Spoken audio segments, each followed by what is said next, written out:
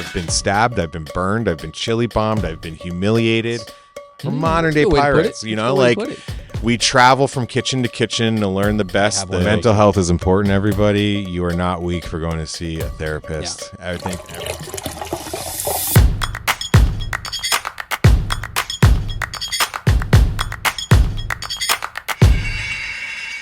with the old guard, and then they're still resistant to it because they're like, it's taking away jobs, right? But think about our industry and what's happening. Not enough people.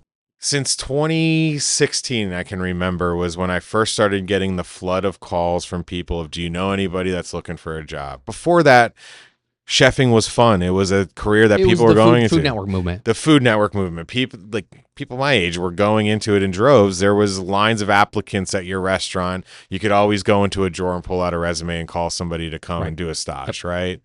And then in like 2015, 2016, the chef movement started dying off because the newer generation realized it's a very hard job. There's a lot of work. There's a lot of sacrifice. It's not glitz and glam what they see on TV. Exactly. Even the TV guys, you know, when you start seeing the documentaries of the Flays and Fieries and they're talking about it, they're like, it was 12, 13, 14 hours days, but it's a different type of, it's a different game. It is. Right? You're still on your feet, but it's a different, you're in front of a camera. It's still draining. It's just in a different way. Yeah, it's not the stress of meeting service and perfection qualities to get those stars or whatever, but it's a demanding role that you have to have. And it's still, any chef job I know of, even in my realm now, is hard. It's stressful. There's a lot of moving parts and there's a lot of being asked of us. But the old guard, as you put it, they're the biggest pain in the ass I can imagine in the whole industry. I mean, they serve their purpose. They solidified and codified those traditions and maintained them through the decades and the tumultuous, you know, experimental periods and everything that we've been going through.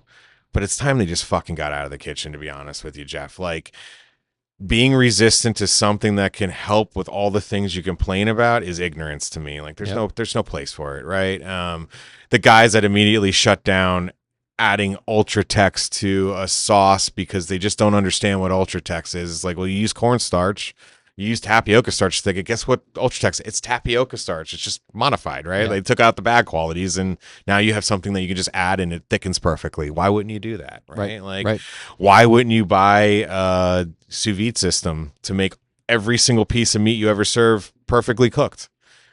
I don't understand this rationale or this understanding or this mindset in chefs. I really don't. Like, I come from a different school of thought where I'm very big into adapt or die, right? Like, and our times are changing, our food system's changing, our labor pool's changing, and that requires change in how we run kitchens. And unfortunately, you know, the old guard's not leaving fast enough, and the people that they've kind of permeated into their minds are holding on to some of those qualities. You know, I'm the old guard. I think, you know, I'm kind of in my ways and thoughts about the old guard because I grew up in the abusive chef culture, man. Like, I grew up, I've been stabbed, I've been burned, I've been chili bombed, I've been humiliated. I've had all kinds of shit happen to me, hazed beyond belief. That was the way we did it, right? I worked countless hours for free. Taken advantage of by ownership, sexually harassed in kitchens, but that was the norm. That was a culture. That was the old guard. This is how we do things, and if you can't hack it, get the fuck out, right? Yeah. And I'm glad that that part of the industry is dying and the new guard's coming in the front, but like, the other part of it is the reluctance to adapt technology and techniques. Why? That's like saying, you know, I'm going to drive a horse and buggy every day just because I like my horse and I'm used to driving it. When you can drive a car next to it. Like, why would you do that? If you could afford the car and it was there and it made your life better, why would you hold on to that horse? You wouldn't. Mm-hmm. Nobody did. That's why we don't have horse and buggies on the road anymore. Yeah. Like, there's a certain point where you got to get out of your own way and adapt the technology, right? That's just kind of my what about, because you teach, so you get to see the up and coming generation. Mm-hmm. And what is it there, right, from who you're seeing in culinary schools, right? Because there's maybe there's three echelons. There's those that just get into it because that's they need money, whatever it is, right? The old school way, the misfits. They don't have anywhere else to go, so they serve, they dishwash. It's still there today, right? It's not going away. People still need jobs, and a restaurant always has that job for the person who's just, I don't know what the hell to do. you can do something in a restaurant. There's always something, right? There's always something to do. So you've got those people. You've got those people that then go into culinary school sometimes because maybe a chef identifies something or says, you have something. You should probably get some more skill or labor if you want to go down that route. If you want to do it the hard way, you can learn in a kitchen and it's just going to take you longer potentially. Or you have those that just go straight to culinary school. That was kind of me in my mid-20s. Like I was like, I kind of did the same. I had a mental thing. I was like, I like cooking with my great grandma. Yeah. And I always enjoy when I'm around food and I cook. So I went to culinary school in 24. But I didn't know shit about a kitchen. I'd never worked in a kitchen. Like that was not my background. So you didn't get a realistic experience going to culinary school first. Yeah. Yeah. No, not at all. Now, did I listen to the people around me and my chefs and they said, get a job while you're here? 100%. Yeah. I got a job at the casino, got my ass kicked traditionally that way, right? I was scared shitless. I had one of my buddies, Lewis, on a few weeks ago and we reminisced about some of the old times. And I'm like, my first day in the kitchen, I whacked off quarter of my finger because I'm trying to these guys are in there just going to town and I, cutting wet, thawed out calamari, sliding all over the place. And Cosini had just came and sharpened all the knives. And I just took off and I just bandaged it up like I had. And I told my chef, you're scared to be hurt. I told my chef, I go, no. I just, he saw me bandaging up and he's like, what happened? And I was like, I just nicked something open from school. Yeah. But you actually needed stitches probably. I need my finger, put back on. Yeah. But I was so afraid. And this was in the corporate environment. And we had already went through safety and you report it. Cause I had seen, heard stories, even that early of you got to go do a report and security comes up. And the whole 9 yards. And I was like, nope. I mean, I worked with a bandage on my hand for a month. Yeah. It hurt so goddamn bad. Yeah. But I don't know. There was something expected. I was like, these guys are gonna make fun of me. Yeah. And he even said, he goes, yeah, we didn't know if you were gonna hack it. He goes, but when we saw you cut your finger and you just bandaged that up and you still had service that night, and I was going up under the Sally because I was on fry prep. Ooh. So in and out of the heat. And I'm a left hand in the kitchen as my dominant. So when I'm putting up those plates to toast things off, I'm going up by the Sally. Every time that hand even got close, that heat just intensified. But I guess circle back is what are you seeing in your students and where, again, is it the fresh? Is it they've been in, or is it a mix of everything? There's a mix, definitely. I teach at Drexel on their food service program, and there it's more of it's not specialized. I mean, we train chefs like every culinary school, but there we have more focus on food science and recipe development and techniques more so than some of the other culinary programs. I went to Johnson & Wales and loved the program there. Had a great time. If I went back, though, and had the choice of doing that or just working in the industry, I probably just would have worked in the industry and saved all the money, because I can't, in my personal career, can't identify, other than my externship, I can't identify anything from culinary school that really did it for me, right? That really took me to the next level or helped me achieve any of the things I've done.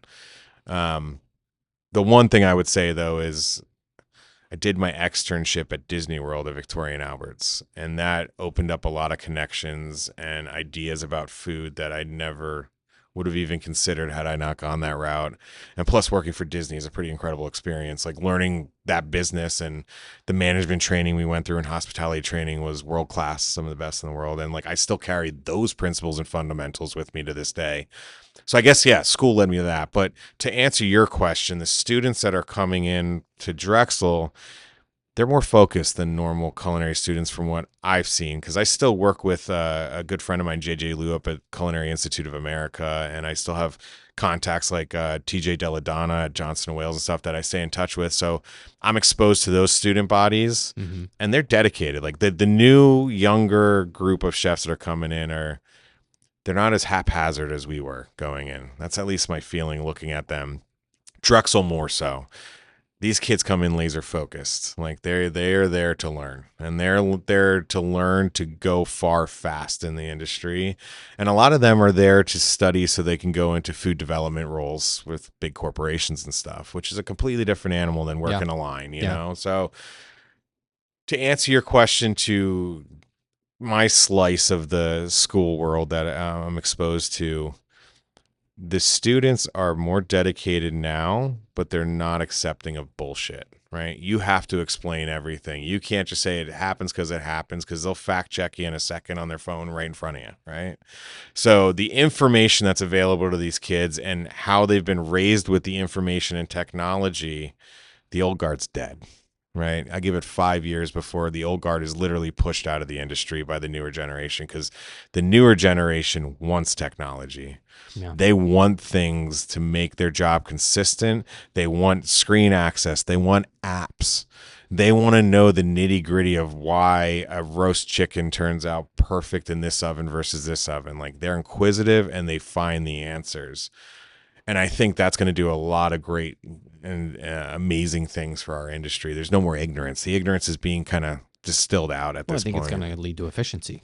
Yes. Right? There just aren't people to do the job. So how do you take out some of the jobs that were difficult, right? The monotonous things per se, and make them, because yes, you always have that upper echelon, but we're talking the everyday, somebody just wants to go out to eat type places. Those are the places that need, that's where a lot of efficiencies need to be put in place. I mean, this is like part of I'm calling it the great douching of the restaurant industry, of like getting rid of this old guard and these old tactics. Is we, just like I was saying with my weight loss journey, like you get into a routine where you don't realize it's happening. So chefs learn how to cook a certain way.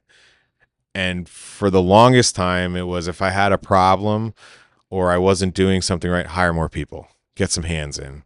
That also comes from a culture where there was a lot of free labor going around if you had a good enough name and a good enough restaurant.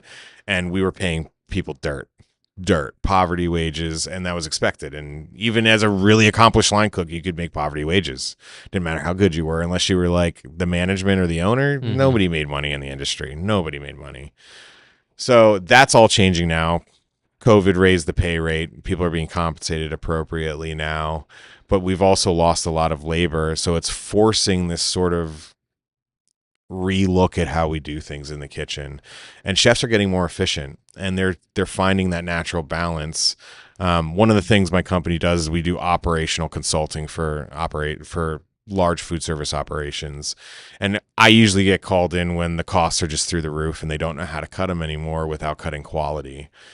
And I always take the stance of blending the right people with the right technology. That's always my stance. Like, I don't care what kitchen I go in. They can be the most buttoned up. There's somebody that's not needed there, or there's a tool that's not needed there, right? Because people didn't understand what the tool really did, or people had this mentality that I just hire people to fix problems, and then I like that person, I don't want to fire them, so I'm just going to keep them over there chopping bell peppers all day, you know? And it's like, that's how it became. It's like, there has to be a balance, right? Because there's never been margins in the industry. That's why people get paid dirt. I mean, for the longest time, and still to this day, if you made 8 points of profit off of your business at the end of the day, you were successful and you were doing well. Yeah. 8 points of profit.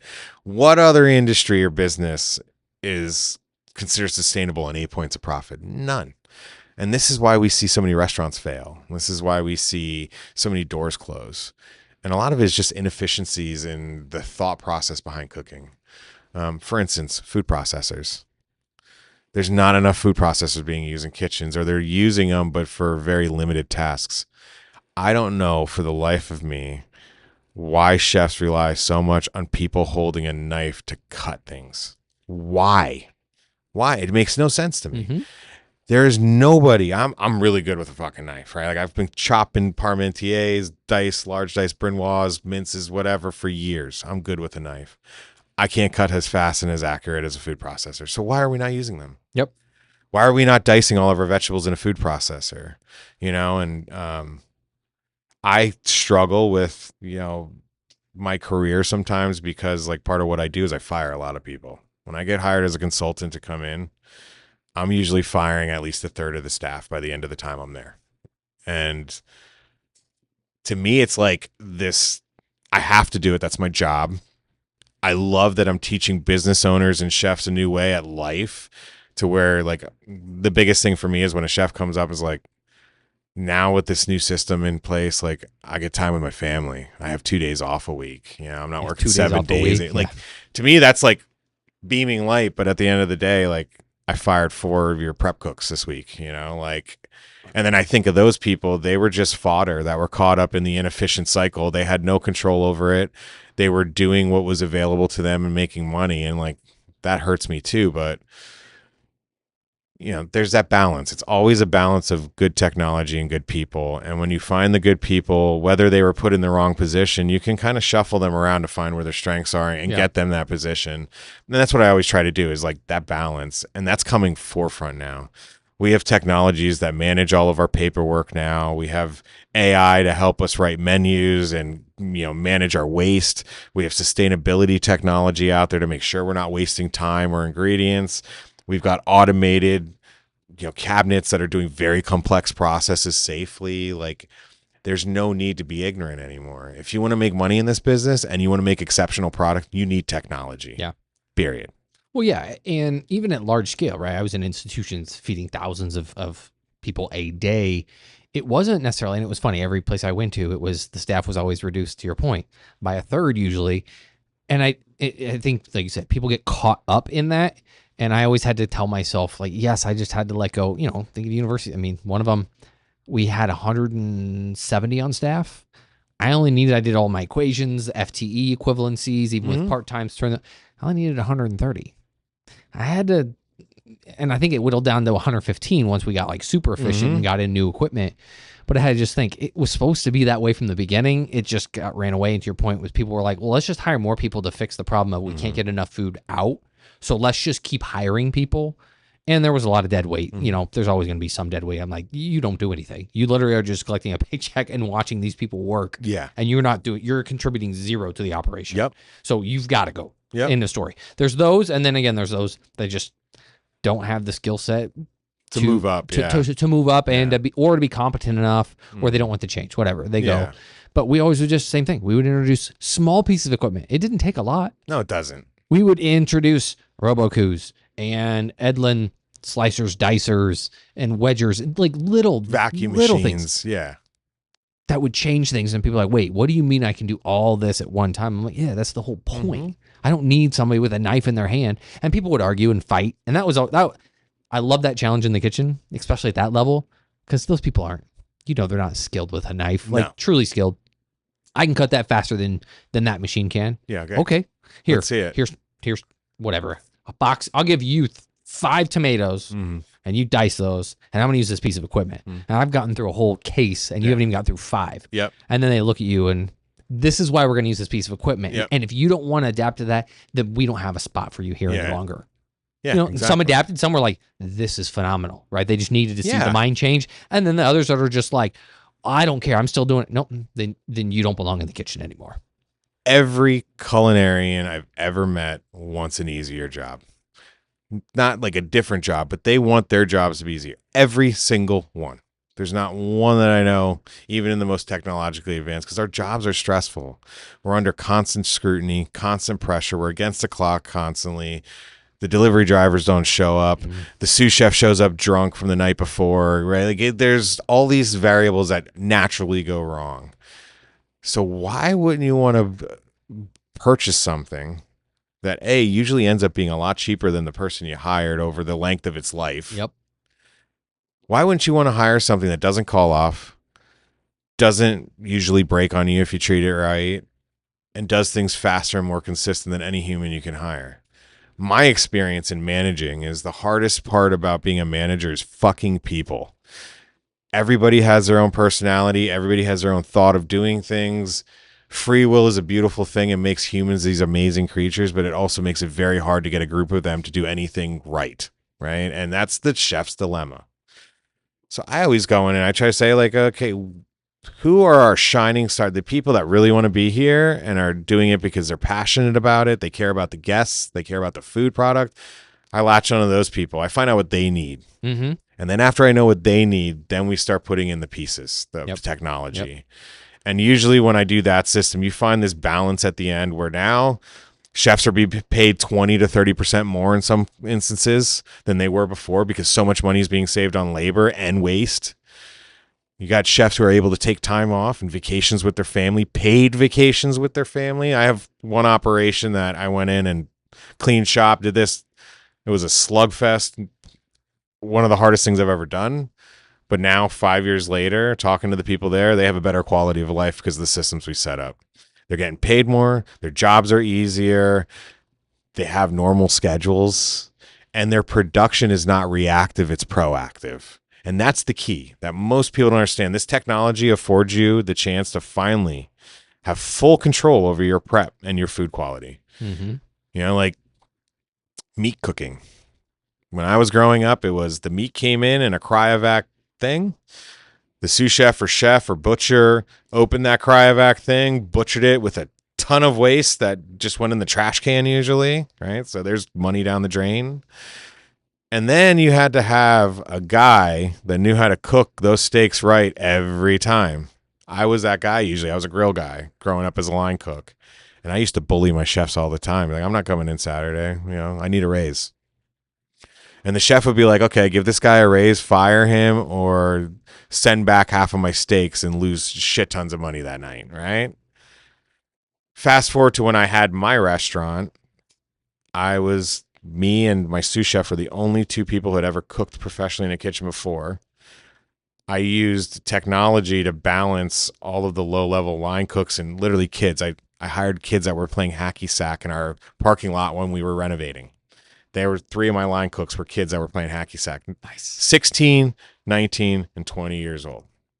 Some of the best cooks to this day. Those kids can cook circles around most people because they learned on systems that incorporated technology and tradition, right? Yeah. So they appreciate sous vide, right? I was able to get to a production schedule where my meat came in from the farm on Tuesday, was butchered on Tuesday. Wednesdays, we were making stocks and fabricating the meat further into vacuum bags, marinades, whatever we were doing. Thursday, it was all cooked, sous vide, cryovac, so I had 2 weeks shelf life minimum. You know, you can push it further with a HACCP plan or whatever. But I had a production schedule based on the par levels and the spreadsheets I built. I knew my par levels, that I was not working against the clock and like quick rushing to butcher that strip loin or quick rushing to cook this thing off because we ran out. No, I knew when my meat came in. I knew when my stocks were made. I knew when my production happened for these things.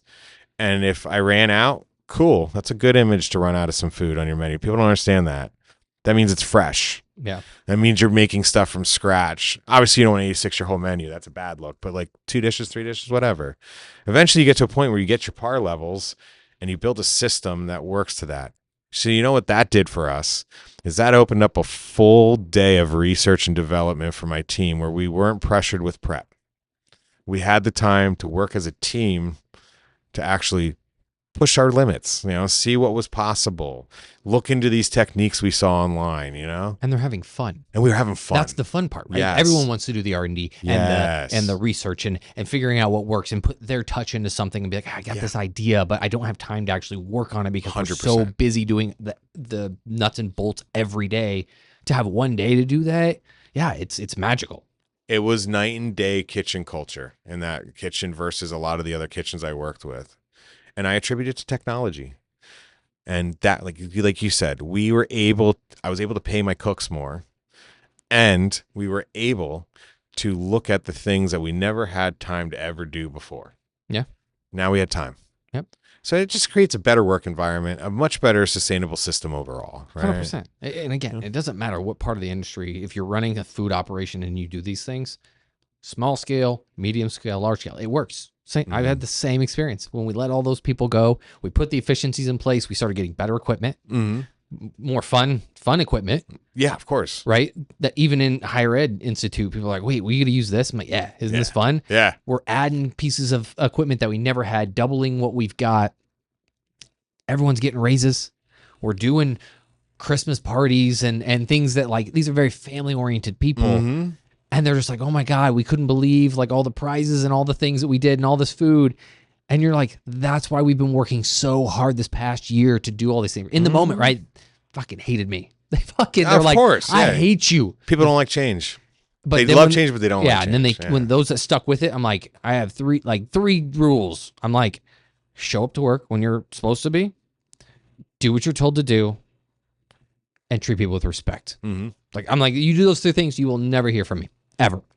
And those that followed it, man, when we came on the other side, they're just like, this is the greatest ever. I cannot believe we were working so hard and doing all these things when we can do all this. I'm like, that's the beauty of efficiency and of an operation. But systems matter, technology systems matters. matter.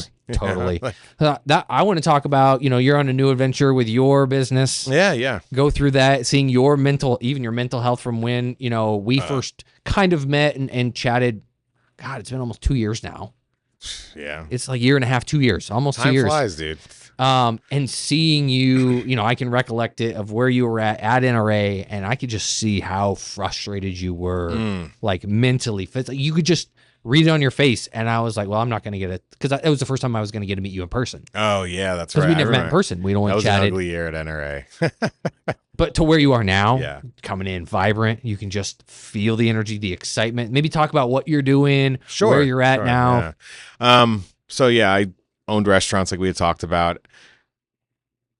As with most restaurants, they can get the best of you, and we had a almost utopic system happening at my restaurant with production and food development and whatever. But since I grew up in the industry I grew up in, and we were talking about, badges of honor with hurting yourself and this masochism of like pushing through, that never leaves you as a chef, especially if you were raised in that industry. And that's probably the biggest negative quality I can say about myself personally is I push, and I push hard.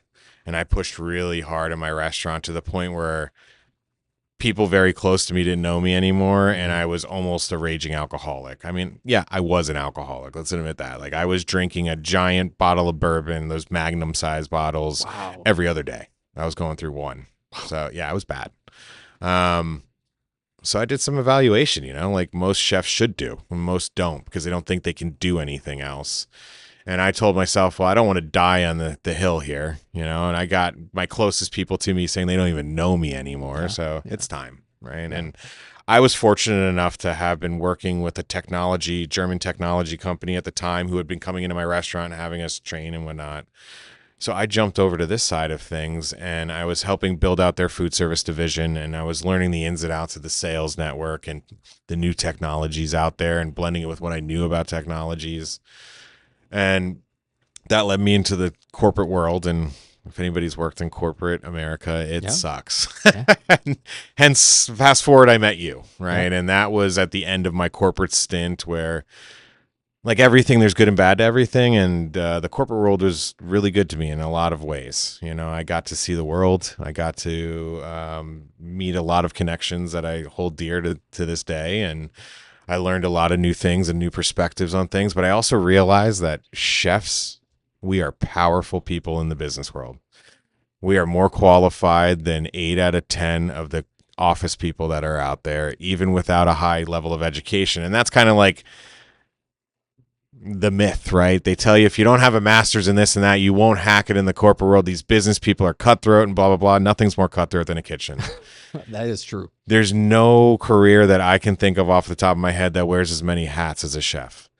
We have to be engineers. We have to be creative. We have to manage a business and make sure the books balance. We have to fix our equipment when it breaks down in the middle of service. Like, you have to know a little bit of everything to succeed as a chef. Those qualities come to the forefront in the corporate world, because in the corporate world, there's a lot of laziness. There's a lot of backstabbing and politics and nonsense. And most people don't go above and beyond for their job. They do just enough to get by, to get that fat paycheck. And coming in as a chef, I was like, I remember getting yelled at by my first boss because I was in the office till like 7, 8 at night. Day ended at 5. And he was like, why are you staying there? I'm like, I got work to do. He's like, no, you don't. At 5 o'clock, we're done. And to me, that did not click. I was like, no, there's work to be done. I'm going to finish my job for the day. This is what I set out, and I'm going to do it, and like, so I had to unlearn those qualities. But I also saw that in my job role within this sector of the industry, I was running laps around my cohorts in the business, the other chefs that were managing, corporate world, right? Because there's a lot of chefs out there with a lot of talent that get into the corporate world, but there's also a lot of chefs that they do it for the ease because the kitchen was hard on them, right? But they never gave the kitchen a chance either in a lot of those cases. They jumped out really easily. So like, I saw myself able to do things and put things in place and make connections and things happen at a really fast rate that people had been struggling with on marketing teams for a while. And I really attribute that. It's not like I'm a genius or a I'm special. I just have that chef mentality of like, if I have goals or if I see connections, I'm going to do it. And there's never a time I ever say that's not my job. I may be unfamiliar with something, but give me a second, I'll learn about it and I'll be back to you. And that's always been and I was able to kind of really like formulate a career and like build upon that. Well, fast forward to when I met you was the end of my corporate life. I was burnout, done. Things were rough. So I started my own company, and we started out doing operational consulting, and I did it on the side for a while under my company, Meez Konceptz. It was all operational and sustainability consulting up to about, I'd say, August, September of last year.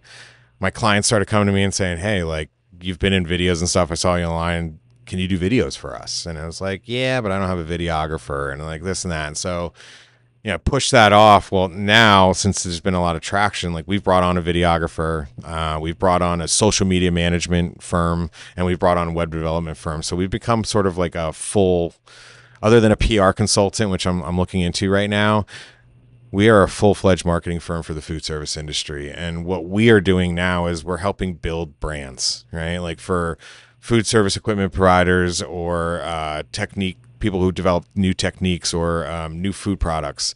We're helping the person who's going to use those products understand and love those products. We're building brand identities for people. And along the way, we're still doing the operational consulting because, some of my clients are restaurants and stuff. So we get involved with like social media management and Instagram, building the following and building that brand awareness and loyalty. I love it. Like you said, I'm vibrant now. I feel alive because I feel like all of this effort I'm putting in is finally going towards a better part of life, right? Like I can see our fingerprint at Meez working its way through the industry. Like I can see things we've influenced. I can see clients that have, benefited from our work. I can see chefs get interested in what we're doing and asking questions about cool technology they may never have known about. So like, I feel like all of that stuff I went through kind of just was meant to be to push me to this point because I'm seeing Meez really make a difference and it's making me happy and fulfilled. So yeah, it's like, it's a complete 360 or I'm sorry, 180 to what I was doing before, and it's unfamiliar, but it's extremely rewarding, and to any chefs out there who are watching this, you don't have to be stuck on a line. There are so many job opportunities out there that would love to have a person with your credentials and your work ethic and your qualities to support it. And you never know where that's going to lead. I tell my students that all the time. Like you could go into this thinking my career path, like me, it was, I'm going to work on a line. I'm going to learn from the best chefs. And then I'm going to open my own restaurant. And that's it. That was the goal. I did that by 28 and I was like, what's next? Right. And what's next was a whole world I didn't even anticipate. I didn't see myself in this world, and now I'm here and it's great. It's like, it's dreams I never thought I had came true. Well, it's the fear. I'm somewhat similar about, right? I had a lot of goals. I had the same kind of aspirations. I wanted a restaurant. And then once I guess I got lucky and like, it was like, you dodged a bullet. I don't think the return on this is going to be worth my time. You dodged a bullet, man. So, but I hit a lot of those goals, right? 28, I had my first kitchen and it wasn't just like a little kitchen. I was managing, it was like $4 million technically worth of business within a university setting. I mean, feeding thousands of people a day, dude. Yeah. Like, holy and then shit. next thing you know, it's 2 kitchens and now we're feeding 5,000 kids. I have a total of like 200 employees under my umbrella. Maybe not 200, but it was a lot. And then just, you kept going to more and more. It's like, okay, well, what's next? Okay, now I'm going to be the GM of an account. Okay, that's done. Now let's go to a bigger one. Yeah. And it was just like rinse and repeat. Same chef type mentality. You just keep going, right? What's next? Same type deal. And I hit all these lofty goals. And again, I hate and I like when people because it pushes me. Oh yeah. Because in my first role, it was, I was working hard, head down, just work hard every day. Just come in, get it done, work the doubles, learn every position there is. And then when it's time for that position open up for that full-time sous chef, it was, well, you need to be doing something like this for at least 10 years Yeah. to get a role like that. Like a role like this is like an executive chef at a regular restaurant. And I was just like, how dare he tell me that I'm not qualified when I'm doing a lot of the stuff that they're doing. And then that's when I had left there and went and started, into the institution world and got my first kitchen. I'm like, oh shit, well, what do I do now? Yeah. Right. And then you keep hitting these goals and then you're like, well, fuck, what do I, like, you hit that epiphany. Like, I don't know what to do. I've hit everything that I've accomplished to do, maybe not in every setting in this industry. And then same type thing. It just, one thing led to another and ended up on my own and meeting some great people here and building around. And there's been some tough times. Like building a company is not easy. No, anyone that God, says, no. oh man, just go start a company. It is a lot of I struggle every day. Like, it's again, this chef mentality, which is beautiful because it pushes us to keep going forward, but nothing's ever good enough.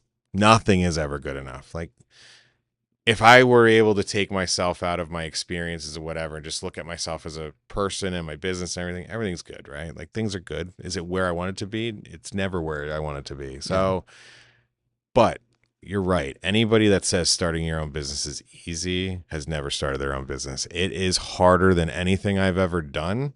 It's more emotionally exhaustive because there's more at stake now. Yeah. Like, before I was worried about me and my career. Now I'm worried about me and my team and their livelihood. It's the best stress ever because at the end of the day, I'm doing it with purpose. I'm doing it with a goal that's not self-serving to just be the best in a kitchen or do this thing that people told me I couldn't do, like that was my motivator for a long time. I love being underestimated too, man. That's the greatest thing ever. It's like, okay, yeah, you think I'm a piece of shit? Let's go. Like, right? I'll show you how I. And then you just like I've always been humble enough though to never like go back and just rub it in their face and be like, look, look at me. I fucking made it. It was just I'm gonna let my actions show you why you were wrong. Exactly. And let them, that just eats at them in some way, shape, or form. You'll never say it. You'll never see it. You'll never hear it. But you just, deep down, you're like, yeah, I did it. Yeah, and exactly. You were wrong. So it's so good, man. So eat it. Yeah. Literally and figuratively. Chef mentality is the best. Chef culture is the best. I love chefs. We are the only profession I know. Like, we're modern day pirates. We're modern day pirates. We travel from kitchen to kitchen to learn the best, loot the booty of the kitchen, if you will, like get those secrets and those experience and those connections, that network. And then you go to the next place and you just keep building on it.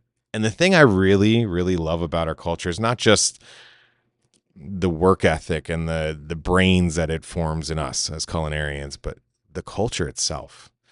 I can go to Thailand and I meet a chef. And they find out I'm a chef. I mean, I got the telltale signs. I got the tattoos and, I was really fat at one point, so people would tell. But now you look at me and you could say he's either a chef or a biker or an inmate. You know what I mean? So usually it's chef because I'm wearing like graphic tees with culinary stuff a lot of the times. But to my point, like, you meet a chef from around the world, completely different cultures you grew up in, completely different work experiences, whatever. But we're brothers, we're sisters. That's my family. And I love that about our industry. I don't see it in many other industries other than maybe like frontline soldiers and military, right? Like that camaraderie and the lengths we go to help each other is amazing. Yeah, it's amazing. It's a phenomenal culture for that just alone. Yeah. No, this conversation's been. We could probably continue to talk for God. I don't even know. Oh, we've been going for over an hour. Yeah, quite a while. But I had to bring to a light a lot of the conversations that we've had, like these little sidebars as we're going through, going through things and showing things.